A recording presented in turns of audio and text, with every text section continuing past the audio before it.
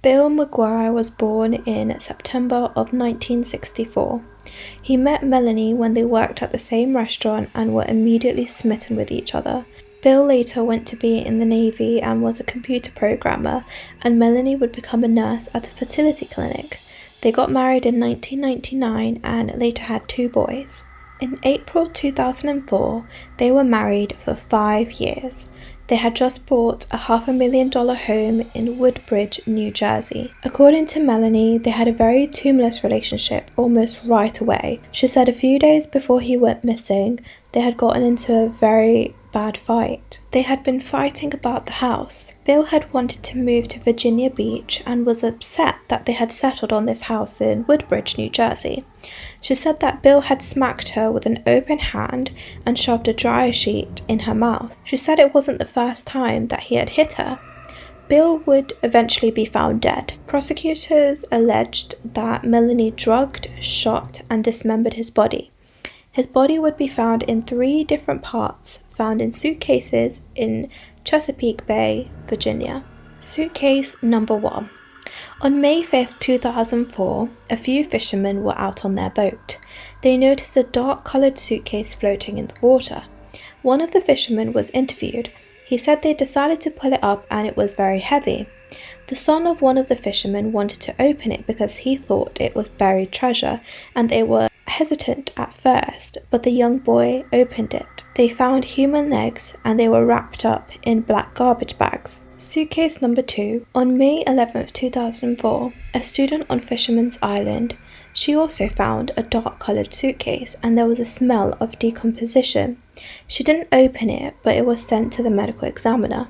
This suitcase contained a torso and a head. The torso had 2 bullet holes. Suitcase number 3. On May 16, 2004, the 3rd suitcase was found on a beach and it contained the arms. The police were looking for missing persons, and at first they thought it was someone who could be in the military, since Virginia Beach has a large military base nearby. They then had someone do a composite sketch and they released it.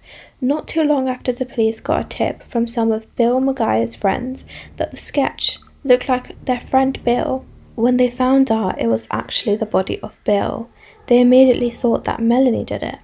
The Virginia police had to turn their investigation over to the New Jersey state area because that's where she lived. They found evidence against her almost right away. Melanie had Bill's body cremated right away as well, and according to Bill's friends, his funeral only lasted about 10 to 15 minutes.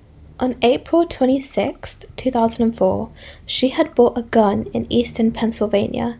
It was a 38-point caliber with some bullets called wad cutter bullets, which were the same bullets found in Bill's torso. The gun shop owner was interviewed and he remembered her because not a lot of women purchased guns, according to him, and he also remembered that she filled out a form and said she was a nurse. On April 30th, 2004, Bill's car was found in Atlantic City.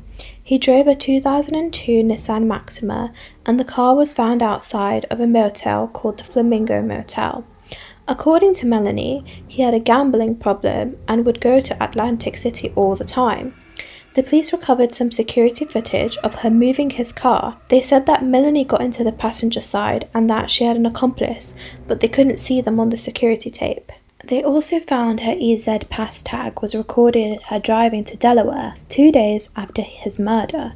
She tried to get that charge removed, and so did her accomplice, which they had believed was her stepfather. The suitcases that Bill's body was found in belonged to the McGuires, and it was a 3-piece designer set. They also found fibers on his body that matched the sofa that they had, which had gone missing. A medical-grade towel was found at their home as well, which is what they had at the fertility clinic where she worked.